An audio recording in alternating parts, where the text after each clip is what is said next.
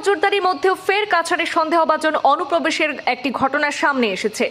পশ্চিম কাছাড়ের কাটিগড়ার supply gate এলাকা থেকে 4 জন রোহিঙ্গা ব্যক্তিকে আটক করা হয়েছে।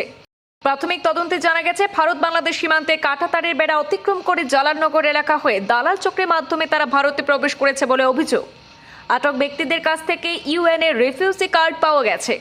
তবে এই কার্ডগুলি শুধুমাত্র বাংলাদেশের রোহিঙ্গা শিবিরের জন্য প্রযোজ্য বলে সংশ্লিষ্ট সূত্রে জানা যায়। কাছাড়ে এই ঘটনা প্রকাশে আসার পর সীমান্ত নিরাপত্তা এবং নজরদারি ব্যবস্থা নিয়ে একাধিক মহলে প্রশ্ন উঠতে শুরু করেছে।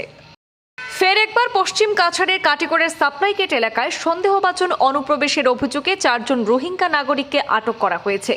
নিজ দেশ মায়ানমার থেকে বাস্তুচ্যুত হয়ে বহু রোহিঙ্গা প্রথমে বাংলাদেশে আশ্রয় নেয় এবং পরে সেখান থেকে বিভিন্ন দেশে ছড়িয়ে পড়ে বলে জানা যায়।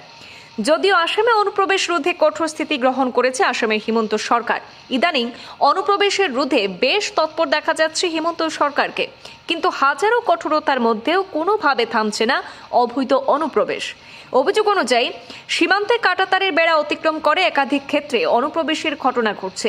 রাজ্য পুলিশের তরফে আটক ব্যক্তিদের বিরুদ্ধে আইনানুগ ব্যবস্থা নেওয়া হচ্ছে এবং প্রযোজ্য ক্ষেত্রে পরবর্তী আইনি প্রক্রিয়া অনুসরণ করা হচ্ছে। তবে সীমান্ত নজরদারি ব্যবস্থা নিয়ে বিভিন্ন মহলে প্রশ্ন উঠলেও এই বিষয়ে মুখ্যমন্ত্রী ডক্টর হিমন্ত বিশ্ব শর্মার তরফে সরাসরি কোনো মন্তব্য শোনা যায়নি বলে জানা গেছে।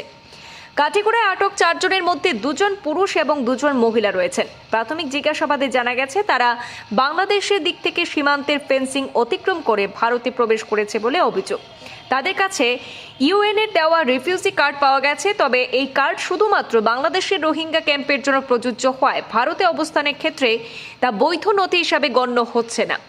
দীর্ঘদিন ধরে সীমান্তবর্তী জেলা শ্রীভূমি, কাছাড় সহ রাজ্যের বিভিন্ন কারাগারে এই ধরনের মামলায় আটক বহু রোহিঙ্গা নাগরিক রয়েছেন। উপযুক্ত আইনি সহায়তার অভাবে অনেকেই দীর্ঘ সময় ধরে বিচারাধীন অবস্থায় কারাগারে রয়েছেন, যার ফলে সরকারি ব্যবস্থাপনায় আর্থিক চাপ বাড়ছে বলে সংশ্লিষ্ট সূত্রে জানা যাচ্ছে। এদিকে একটি সূত্রের খবর মতে যে গত মঙ্গলবার রাতে জালালপুরে কোনো এক সীমান্ত এলাকা দিয়ে ভারতে প্রবেশ করে আটক ব্যক্তিরা কাটিগড়ের সাপ্লাই গেট সংলগ্ন আশিক হোটেলে অবস্থান করেছিলেন। তাদের আচরণ সন্দেহজনক মনে হয় স্থানীয়রা বিষয়টি সনাতনী সংঘের কর্মকর্তাদের জানান। পরে সংগঠনের সভাপতি সুমিত বৈষ্ণব, ধর্মেন্দ্র কানু সহ অন্যান্য সদস্যরা ঘটনাস্থলে পৌঁছান এবং পুলিশে খবর দেওয়া হয়।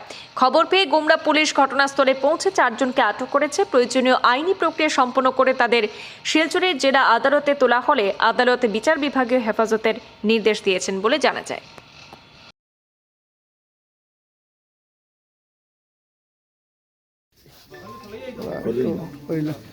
আবার আমরা এখানে আশিক হোটেল এখানে মালিডোরে দেখা পেয়েছি আরো 4 জন রোহিঙ্গা।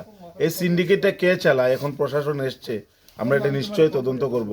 সিন্ডিকেটটা দামছড়া কিছু মানুষ ওরা চালায়, আরো অনেক মানুষ চালায়। সিন্ডিকেটটা ধরে ছাড়বো, আমাদের নিজের দেশে খাওয়ার অভাব আর ওরা এসে এখানে মানে প্রবলেম করছে, এটা দেখতে হবে। আমি আগেও প্রমিস করেছি সবাইকে, রোহিঙ্গাদের ইন্ডিয়াতে কোনো এন্ট্রি নেই আর এটা কড়া শাস্তি দেবো। আমরা মারধর করবো না, কিছু করবো না, বাট ওদের মানে প্রপার স্থানে পৌঁছাতে হবে, এটাই। আর আমাদের স্যার, আমাদের আইসি স্যার এখন ধরে হেল্প করছে। গুমরা প্রশাসনকে সমঝে দিচ্ছি, যা করবে ইন্ডিয়ার আইন অনুযায়ী যা হবে।